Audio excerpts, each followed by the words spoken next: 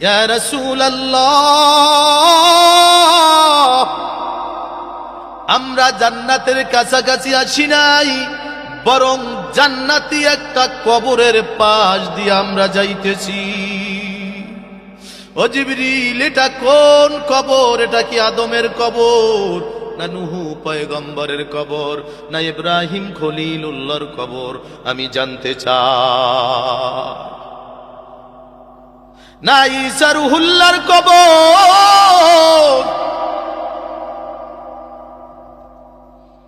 জিবরিল আমিন ডাক দিয়া বলে, না না না, এটা ইব্রাহিম খলিলুল্লাহর কবর থেকে জান্নাতের ঘেরান আসে না, ঈসা রূহুল্লাহর থেকে জান্নাতের ঘেরান আসে না, মুসা কালিমুল্লাহর কবর থেকে আসে না, বরং একজন দাসীর কবর থেকে জান্নাতের ঘেরান আসতেছে।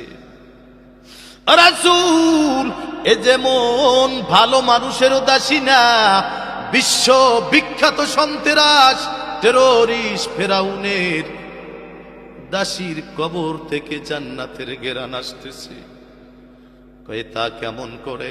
কয় যখন এই দাসী ফেরাউনের মেয়ের চুল আশ্রাইতেছিল, তখন চিরুনিটা পলে গেলে তিনি বলে, বিসমিল্লাহি তাইসা ফেরাউন, আমার আল্লাহর নাম উঁচু হোক, ফেরাউনের মুখ কালো হোক, মলিন হোক।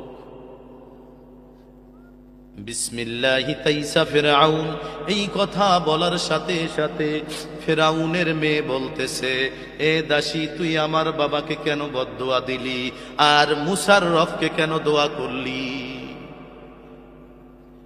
এবার দাসী বলে, এ বোন, যে তোমার বাবারে বানাইছে আমারে বানাইছে, যে মুসা কালিমুল্লাহকে কালিমুল্লাহ টাইটেল দিয়েছে, তাওরাত কিতাব অবতীর্ণ করেছে তুর পর্বতে,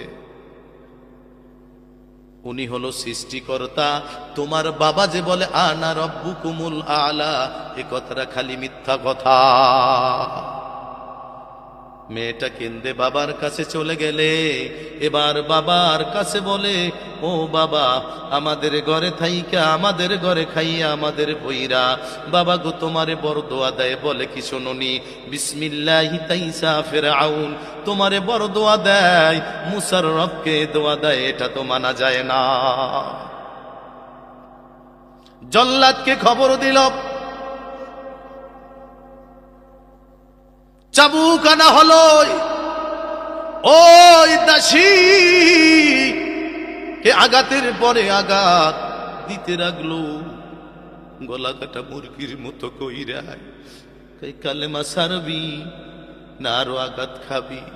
এবার দাসী বলে, এই আঘাতের চেয়েও কালেমা বড় মূল্যবান। যে কালেমা একদিন মুখে স্বীকার করেছি, জান যাইতে পারে ফেরাউন, ঈমান যাইতে পারে না। মোমেনের ঈমান যাইতে পারে না। এরপরে ওই মিশরের উত্তপ্ত বালিময় প্রান্তে শুয়ে পাথর চাপা দিয়া দিনভর রাখলো, বিকাল বেলা আসিয়া বলে কালেমা সারবি? না না না, তোমার শাস্তি আরো যদি তাকে দাও, এই দাসী কালেমা সারবে না। এখনো বলছি বিসমিল্লাহি তাইসা ফিরআউন, এখনো বলছি, ভবিষ্যতেও বলবো, ঈমান সারা যাবে না, ঈমান সারা যাবে না, ঈমান সারা যাবে না। এরপরে ফিরআউন রাগে প্রচন্ড পরিমাণে ক্ষিপ্ত হয়ে জল্লাদকে বলল, বিশাল ড্যাগ তৈরি করো, ওই ড্যাগের ভিতরে তৈল দিয়ে তেলকে ফুটাও। ওর 3টা সন্তান ছেলে আছে, বড়টাকে ফালাবে, তারপরে মেজটাকে ফালাবে, এরপরে দুগ্ধপোষ্য সন্তানকে ফালাবে, এরপরও যদিও কালেমা না সারে ওকে ফালাইবা।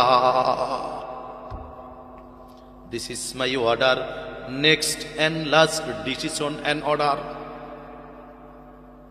অতএব তাড়াতাড়ি আমার অর্ডারকে কার্যে পরিণত কর। ড্যাগে তেল ফুটানো হলো, বড় সন্তানকে টানিয়া টানিয়া টানিয়া হুটন্ত তৈলের ভিতরে ফালায় দিল। ফুটন্ত তৈলের ভিতরে ফালানোর পরে গোস্তগুলো সব সাথে মিলিয়া গেল, হাড্ডিগুলো উপরে জাগিয়ে উঠল। বলে দাসী, এখনো সময় আছে, ঈমান ছাড়ো।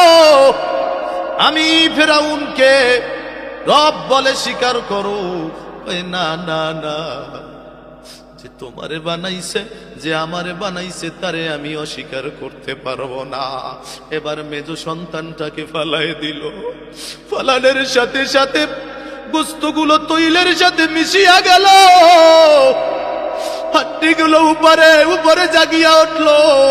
এবার বলে দাসী, কালেমা ছাড়বি না দুধের শিশু সন্তানটাকে খুয়াবি? বলে দুধের শিশু সন্তান যাইতে পারে, বড় ছেলে যাইতে পারে, মেজ ছেলে যাইতে পারে, এই দাসীর ঈমান কবু যাইতে পারে না।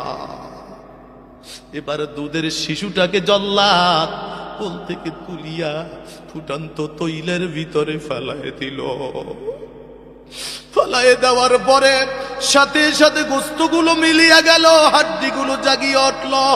এবার দাসী দুই চোখ দিয়া পানি পড়তেছে, আর ডালো ডালো করে আসমানের মালিকের দিকে তাকায়, আর মনে মনে বলে, মালিক, সমস্ত ক্ষমতার ক্ষমতাশীল তুমি, কই গো মালিক, তোমার মোহাব্বতে আমি পড়েছি, ঈমান সারি নাই। বড় ছেলে নিল, কিছুই কইলা না। আবার মেজ ছেলেটা ফুটান্ত তৈলের ভিতরে পালাইল, তাও তুমি কিছু বললা না। ও মালিক, আমার দুগ্ধপুষ্য শিশুটা, যার কোনো গুনাহ নাই, বেহেশতের ফুল, তার ওই নাফরমান, ওই বজ্জাত, ওই ফেরাউন ফুটান্ত তৈলের ভিতরে ফালায় দিল, তাও তুমি কিছু বললা না। আমি মাটা তো আর শুনতে পারবো না, তবে মালিক বুঝেছি, তুমি বুঝি এখনো আমার পরীক্ষা নেওয়া শেষ করো না। মনে মনে ডাক দিয়া বলে, মালিক, সন্তান যাইতে পারে, ঈমান যাবে না। ও মালিক, দুধের শিশু যাইতে পারে, তবুও ঈমান যাবে না। আমি মা ডাক শুনতে পারবো না, আমার ঈমান ছাড়ব না। এরপরে বলে, ফেরাউন, এখন তোর কি আছে? আমার তো সবই শেষ, কিন্তু ঈমান শেষ হবে না।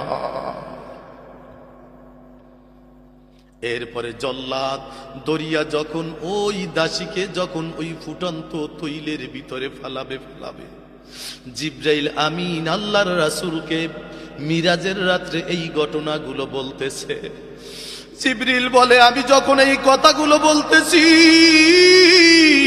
বিশ্বনবী আকায়ে নামদার, তাজেদারে মদিনা, মরুভাস্কর, মরুদুলাল, উম্মতের কান্ডারি নবী মুহাম্মাদুর রাসূলুল্লাহ সাল্লাল্লাহু আলাইহি ওয়াসাল্লামের চেহারার দিকে তাকায়ে তাকায়ে দেখি দুই চোয়াল বেয়ে পানি পড়তেছে। হুজুর এই কষ্টের ট্র্যাজেডি মূলক কাহিনী শুনে কাঁদতেছে। বলে, জিবরিল, এ মহিলা কেমন মহিলা, এ মহিলা কেমন মহিলা, এমন পরীক্ষা কেমন করে দিল? হুজুর কান্না শুরু করে দিলেন। এরপরে যখন ওই দাসীকে যখন ফুটন্ত তৈলের দিকে ধরে ধরে যখন জল্লাদ নিতেছে, হঠাৎ ওই দাসী তাকায় দেখতেছে তার দুগ্ধপোষ্য শিশুটা তৈলের ভিতরে দাঁড়ায় গেছে। নারায়ে তাকবীর, নারায়ে তাকবীর। দুগ্ধপোষ্য শিশুটা তৈলের ভিতরে দাঁড়ায় গেছে। বলে, মা, এটা ফুটন্ত তৈল না, এটা জান্নাতুল ফেরদাউস। আমার আল্লাহ স্বয়ং এখানে হাজির। মাগো মা, দেরি কইরো না, আমরা তিনো ভাই জান্নাতুল ফেরদাউসে অবস্থান করতেছি, মা তুমি কেন আসো না? রাসূল গো, ওই ফেরাউনের দাসী হাসতে হাসতে তৈলের ভিতরে ঝাঁপ দিল। এই যে ফুটন্ত তৈল, দেখ সহ তার 3 সন্তান এবং ওই দাসী সহ তাদের 4টা কবর এইখানে, যেখানে আপনি আর আমি দাঁড়িয়ে আছি। হুজুর এখানে একটা কবর না, এখানে 4টা লাশকে নৃশংসভাবে হত্যা করা হয়েছে, তৈল দিয়ে পুড়িয়ে মারা হয়েছে। এই জায়গাটাকে আল্লাহ জান্নাতুল ফেরদাউস এ পরিণত করে দিয়েছে। বিদায় এখান থেকে আমরা জান্নাতুল ফেরদাউসের ঘেরান আপনার নাকে আল্লাহ পৌঁছায় দিয়েছে।